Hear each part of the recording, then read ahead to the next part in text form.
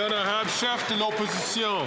Mr. Speaker, the lawless hate riot that we saw on the streets of Montreal is what happens after 9 years of a woke Prime Minister pushing radical woke identity politics, dividing people by race, gender, vaccine status, religion, and more. On top of dividing, he erases our heroes and history, saying Canada has no core identity.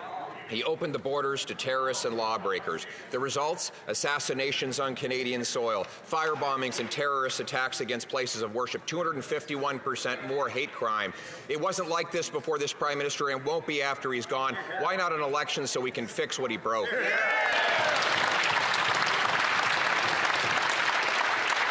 The Honourable Minister of National Defence. Mr. Speaker, I personally believe that it is shameful that anyone would speak of the violence that took place on our streets here in Canada in political terms for purely partisan political intention.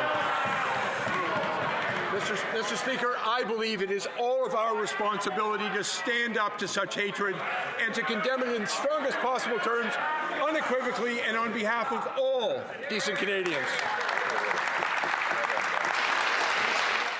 L'honorable chef de l'opposition. After doubling housing costs and inflating food prices 37% faster in Canada than in the United States, with inflationary carbon taxes and deficit spending, the Prime Minister now has a tiny 2-month tax trick that will save you 10 cents on a pack of chips, save you a few pennies on a Christmas tree, but only after your Christmas tree is already up and decorated. You'll even save on Halloween costumes 2 months after Halloween. Does he really expect Canadians to fall for this tiny tax trick just before he quadruples the carbon tax on heat, homes, gas, and groceries? The Honourable Deputy Prime Minister and Minister of Finance. Mr. Speaker, I'm really glad the Leader of the Opposition started by comparing our economic position with the U.S. Because the fact is, in Canada, inflation is lower. In Canada, interest rates are lower. In Canada, deficits are lower. And in Canada, the public debt is lower. Let's stop talking Canada down. And when it comes to supporting Canadians, what I want to know is, will Conservative MPs be allowed to offer a tax break to their constituents? I know their constituents want it. That's what we're hearing from everyone. The Honourable Leader of the Opposition. Mr. Speaker, this from a minister who, after finding out that the economy is entering its 6th consecutive quarter of shrinking per capita GDP, that's income per person down, while the American income per person is up.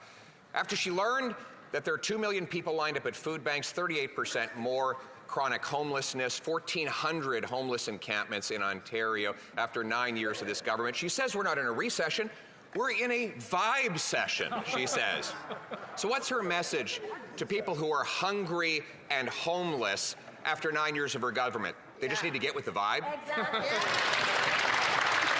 The Honourable Deputy Prime Minister and Minister of Finance. Mr. Speaker, my message to the Leader of the Conservatives is to be a little more economically literate. I guess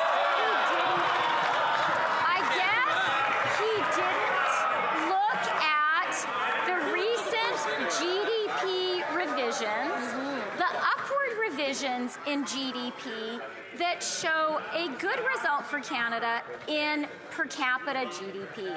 They also show that Canada has not had a recession, contrary to the predictions of many when we saw the COVID recession.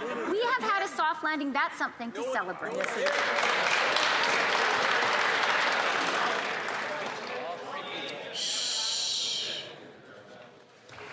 L'honorable chef de l'opposition.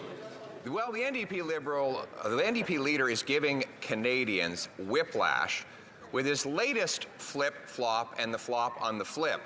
First, he said he tore up his deal with the Liberal government. Then he said that he had taped it back together because they had signed on to his 2-month tax trick. Now he rises on his feet to say that the trick is a ripoff of seniors and persons with disabilities. So then why won't he put his actions where his words are and vote for a carbon tax election so Canadians can choose between this 2-month trick and axing the tax for good.